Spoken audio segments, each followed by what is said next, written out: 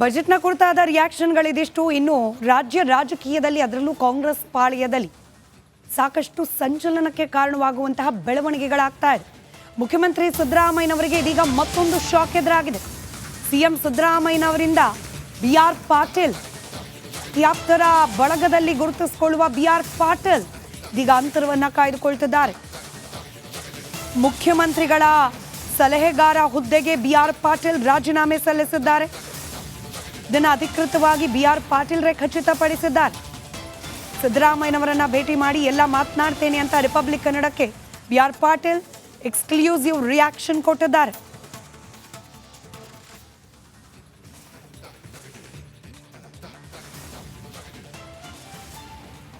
ಮುಖ್ಯಮಂತ್ರಿಗಳ ಸಲಹೆಗಾರ ಹುದ್ದೆಗೆ ರಾಜೀನಾಮೆ ಕೊಟ್ಟಿದ್ದೀರಾ ಅಂತಂದ್ರು, ನಿಜನಾ ಸರ್? ಓಕೆ ಸರ್, ಏನ್ ಸರ್ ಕಾರಣ ಅಂತ ಸರ್? ಏನ್ ಕಾರಣ ಇಲ್ಲ. ಓಕೆ ಸರ್, ಅಂದ್ರೆ ನೀವು ಸರ್ಕಾರ ಬಂದಾಗಿಂದ ಕೂಡ ಮುಖ್ಯಮಂತ್ರಿಗಳು ಆಪ್ತರಾಗಿದ್ರಿ, ಮುಂಚೆನೂ ಕೂಡ ಆಪ್ತರಾಗಿದ್ರಿ, ಅದು ನೀವು ಸಲಹೆಗಾರ ಹುದ್ದೆ ಕೊಟ್ಟಿದ್ರು ತಮ್ಗೆ. ಮುಂಚೆನೂ ಕೂಡ ಒಂದು ವಿಚಾರದಲ್ಲಿ ಅಸಮಾಧಾನ ಆಗಿತ್ತು, ಅವಾಗ್ಲೂ ಕೂಡ ನೀವು ನಾನು ಮುಂಚೆನೆ ಕೊಡ್ಬೇಕು ಅಂತ ಮಾಡಿದ್ದೆ. ಈ ರಾಜ್ಯಪಾಲರದು ಒಂದು ತೂಗುಗತ್ತಿ ತಲೆ ಮೇಲೆ ಇತ್ತು, ಆಫೀಸ್ ಆಫ್ ಪ್ರಾಫಿಟ್ ಬಗ್ಗೆ. ಅವ್ರು ಮೊನ್ನೆ ಕ್ಲಿಯರ್ ಮಾಡಿದ್ಮೇಲೆ ಅವಾಗ ಬಿಟ್ಟು ಹೋಗಿದ್ರೆ ನನಗೆ ಜನ ಹೆದರ್ ಓಡೋದು ಅಂತ ಹೇಳ್ತಿದ್ರು, ಮೆಂಬರ್ಶಿಪ್ ಹೋಗ್ತಂತ. ಹೌದೌದು, ಹಾಗೇನು ಬೇರೆ ಏನು ಉದ್ದೇಶ ಇತ್ತು ಅಂತ ಅಂದ್ಕೊಂಡ್ರು ಅಂತಲ್ವಾ ಸರ್? ಏನಿಲ್ಲ. ಬಟ್ ಸರ್, ಈಗ ತಾವು ಬೆಂಗಳೂರು ಅಥವಾ ಹೊರಗಡೆ ಇದೀವಿ ಸರ್?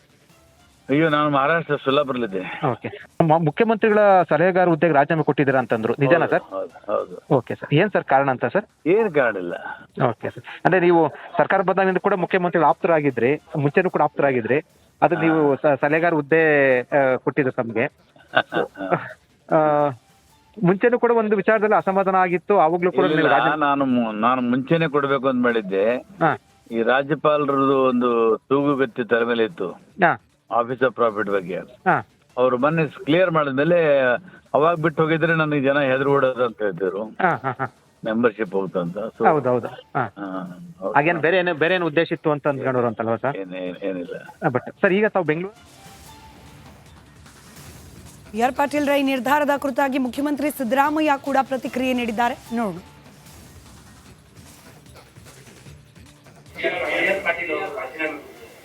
ಅವ್ರ ಜೊತೆ ಮಾತಾಡ್ತೀನಿ. ಯಾರು ನಿನ್ಗೆ ಹೇಳಿದ್ರ ಏನಂತ?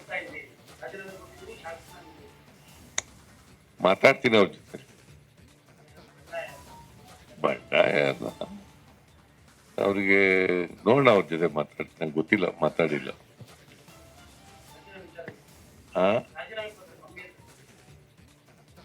ರಾಜೀನಾಮೆ ಪತ್ರ ಕೊಟ್ಟಿದ್ದೀನಿ ಲಕೋಟಿನಲ್ಲಿ ಅಂತ ಹೇಳಿದ್ದಾರೆ, ನಾನು ಓದಿಲ್ಲ. ಲಕೋಟೆನಲ್ಲಿ ಇದೆ. ನನಗೆ ಬೆಂಗಳೂರು ಬರುವಾಗ ಬಂತು, ಅದು ನಾವು ಓದಕ್ ಹೋಗಿಲ್ಲ ಪೂರ್ಣ. ಕರೆದು ಮಾತಾಡ್ತೀನಿ ಅವೆಲ್ಲ ಏನ. ಮತ್ತಷ್ಟು ಡೀಟೇಲ್ಸ್ ನೊಂದಿಗೆ ನಮ್ಮ ಪೊಲಿಟಿಕಲ್ ಬ್ಯೂರೋ ಹೆಡ್ ವಿಜಯ್ ದೂರವಾಣಿ ಸಂಪರ್ಕದಲ್ಲಿದ್ದಾರೆ. ವಿಜಯ್, ಈಗ ಬಿಆರ್ ಪಾಟೀಲ್ ಕೊಡ್ತಿರುವ ಕಾರಣ ಬೇರೆ, ಆದ್ರೆ ಆಕ್ಚುಯಲ್ ಕಾರಣ ಏನು?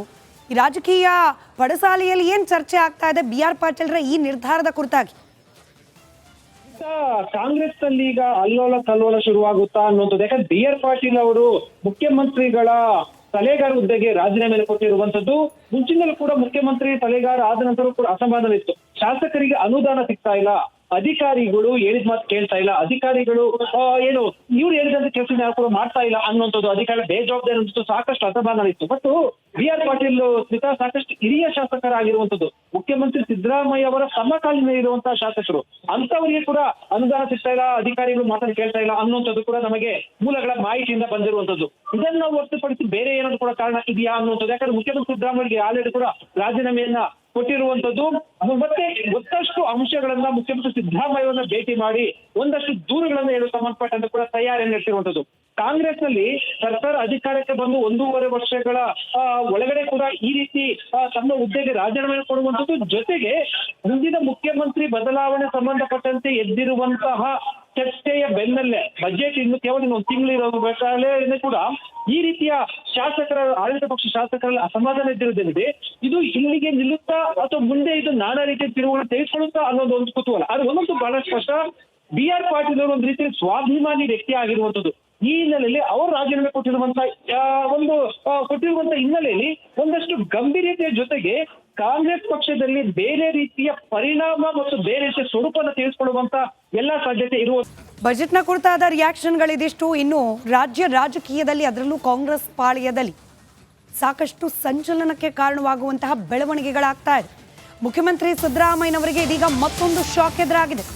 ಸಿಎಂ ಸಿದ್ದರಾಮಯ್ಯನವರಿಂದ ಬಿಆರ್ ಪಾಟೀಲ್, ಆಪ್ತರ ಬಳಗದಲ್ಲಿ ಗುರುತಿಸಿಕೊಳ್ಳುವ ಬಿಆರ್ ಪಾಟೀಲ್ ಇದೀಗ ಅಂತರವನ್ನ ಕಾಯ್ದುಕೊಳ್ತಿದ್ದಾರೆ.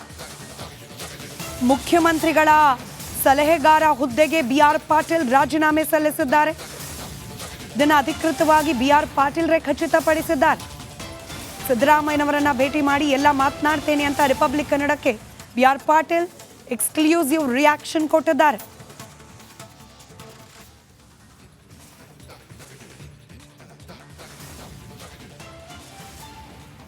ಮುಖ್ಯಮಂತ್ರಿಗಳ ಸಲಹೆಗಾರ ಹುದ್ದೆಗೆ ರಾಜೀನಾಮೆ ಕೊಟ್ಟಿದ್ದೀರಾ ಅಂತಂದ್ರು, ನಿಜನಾ ಸರ್?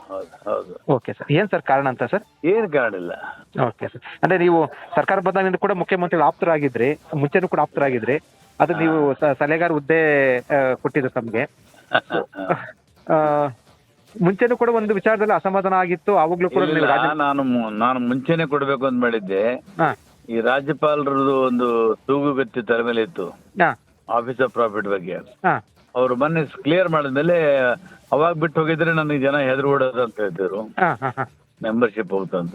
ಹೌದೌದು. ಹಾಗೇನು ಬೇರೆ ಏನು ಉದ್ದೇಶ ಇತ್ತು ಅಂತ ಅಂದ್ಕೊಂಡ್ರು ಅಂತಲ್ವಾ ಸರ್? ಏನಿಲ್ಲ. ಬಟ್ ಸರ್, ಈಗ ತಾವು ಬೆಂಗಳೂರು ಅಥವಾ ಹೊರಗಡೆ ಇದೀವಿ ಸರ್? ಅಯ್ಯೋ, ನಾನು ಮಹಾರಾಷ್ಟ್ರ ಸೊಲ್ಲಾಪುರಲ್ಲಿದ್ದೆ. ಓಕೆ. ಮುಖ್ಯಮಂತ್ರಿಗಳ ಸಲಹೆಗಾರ ಹುದ್ದೆಗೆ ರಾಜೀನಾಮೆ ಕೊಟ್ಟಿದ್ದೀರಾ ಅಂತಂದ್ರು, ನಿಜನಾ ಸರ್? ಹೌದು. ಓಕೆ ಸರ್, ಏನ್ ಸರ್ ಕಾರಣ ಅಂತ ಸರ್? ಏನ್ ಕಾರಣ ಇಲ್ಲ. ಓಕೆ ಸರ್, ಅಂದ್ರೆ ನೀವು ಸರ್ಕಾರ ಬಂದಾಗಿಂದ ಕೂಡ ಮುಖ್ಯಮಂತ್ರಿಗಳು ಆಪ್ತರಾಗಿದ್ರಿ, ಮುಂಚೆನೂ ಕೂಡ ಆಪ್ತರಾಗಿದ್ರಿ. ಅದು ನೀವು ಸಲಹೆಗಾರ ಹುದ್ದೆ ಕೊಟ್ಟಿದ್ದು ತಮ್ಗೆ. ಮುಂಚೆನೂ ಕೂಡ ಒಂದು ವಿಚಾರದಲ್ಲಿ ಅಸಮಾಧಾನ ಆಗಿತ್ತು, ಅವಾಗ್ಲೂ ಕೂಡ ನೀವು ನಾನು ಮುಂಚೆನೆ ಕೊಡ್ಬೇಕು ಅಂತ ಮಾಡಿದ್ದೆ. ಹಾ ಈ ರಾಜ್ಯಪಾಲರದು ಒಂದು ತೂಗುಗತ್ತಿ ತಲೆ ಮೇಲೆ ಇತ್ತು, ಹಾ ಆಫೀಸ್ ಆಫ್ ಪ್ರಾಫಿಟ್ ಬಗ್ಗೆ. ಹಾ ಅವ್ರು ಮೊನ್ನೆ ಕ್ಲಿಯರ್ ಮಾಡಿದ್ಮೇಲೆ ಅವಾಗ ಬಿಟ್ಟು ಹೋಗಿದ್ರೆ ನನಗೆ ಜನ ಹೆದರ್ ಓಡೋದು ಅಂತ ಹೇಳ್ತಿದ್ರು, ಹಾ ಹಾ ಹಾ ಮೆಂಬರ್ಶಿಪ್ ಹೋಗ್ತಂತ. ಹೌದೌದು. ಹಾಗೇನು ಬೇರೆ ಏನು ಉದ್ದೇಶ ಇತ್ತು ಅಂತ ಅಂದ್ಕೊಂಡ್ರು ಅಂತಲ್ವಾ ಸರ್? ಏನಿಲ್ಲ. ಬಟ್ ಸರ್, ಈಗ ತಾವು ಬೆಂಗಳೂರು ಬಿಆರ್ ಪಾಟೀಲ್ ರೈ ನಿರ್ಧಾರದ ಕುರಿತಾಗಿ ಮುಖ್ಯಮಂತ್ರಿ ಸಿದ್ದರಾಮಯ್ಯ ಕೂಡ ಪ್ರತಿಕ್ರಿಯೆ ನೀಡಿದ್ದಾರೆ. ನೋಡೋಣ.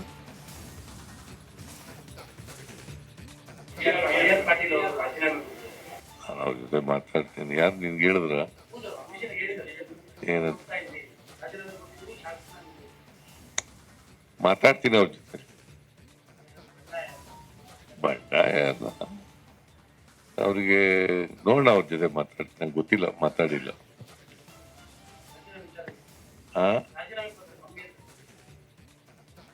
ರಾಜೀನಾಮೆ ಪತ್ರ ಕೊಟ್ಟಿದ್ದೀನಿ ಲಕೋಟಿನಲ್ಲಿ ಅಂತ ಹೇಳಿದ್ದಾರೆ, ನಾನು ಓದಿಲ್ಲ. ಲಕೋಟೆನಲ್ಲಿ ಇದೆ. ನನಗೆ ಬೆಂಗಳೂರು ಬರುವಾಗ ಬಂತು ಅದು, ನಾವು ಓದಕ್ ಹೋಗಿಲ್ಲ ಪೂರ್ಣ. ಕರೆದು ಮಾತಾಡ್ತೀನಿ ಅವೆಲ್ಲ ಏನ. ಮತ್ತಷ್ಟು ಡೀಟೇಲ್ಸ್ ನೊಂದಿಗೆ ನಮ್ಮ ಪೊಲಿಟಿಕಲ್ ಬ್ಯೂರೋ ಹೆಡ್ ವಿಜಯ್ ದೂರವಾಣಿ ಸಂಪರ್ಕದಲ್ಲಿದ್ದಾರೆ. ವಿಜಯ್, ಈಗ ಬಿಆರ್ ಪಾಟೀಲ್ ಕೊಡ್ತಿರುವ ಕಾರಣ ಬೇರೆ, ಆದ್ರೆ ಆಕ್ಚುಯಲ್ ಕಾರಣ ಏನು? ಈ ರಾಜಕೀಯ ಪಡಸಾಲೆಯಲ್ಲಿ ಏನ್ ಚರ್ಚೆ ಆಗ್ತಾ ಇದೆ ಬಿಆರ್ ಪಾಟೀಲ್ರ ಈ ನಿರ್ಧಾರದ ಕುರಿತಾಗಿ? ಕಾಂಗ್ರೆಸ್ ನಲ್ಲಿ ಈಗ ಅಲ್ಲೋಲ ಕಲ್ಲೋಲ ಶುರುವಾಗುತ್ತಾ ಅನ್ನೋದು. ಯಾಕಂದ್ರೆ ಬಿಆರ್ ಪಾಟೀಲ್ ಅವರು ಮುಖ್ಯಮಂತ್ರಿಗಳ ಸಲಹೆಗಾರ ಹುದ್ದೆಗೆ ರಾಜೀನಾಮೆ ಕೊಟ್ಟಿರುವಂತದ್ದು.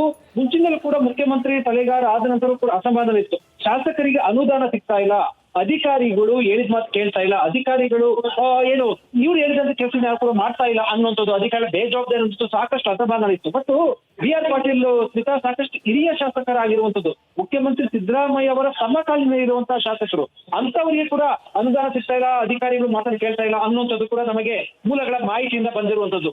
ಇದನ್ನ ಹೊರತುಪಡಿಸಿ ಬೇರೆ ಏನಾದ್ರು ಕೂಡ ಕಾರಣ ಇದೆಯಾ ಅನ್ನುವಂಥದ್ದು. ಯಾಕಂದ್ರೆ ಮುಖ್ಯಮಂತ್ರಿ ಸಿದ್ದರಾಮಯ್ಯಗೆ ಆಲ್ರೆಡಿ ಕೂಡ ರಾಜೀನಾಮೆಯನ್ನ ಕೊಟ್ಟಿರುವಂತದ್ದು.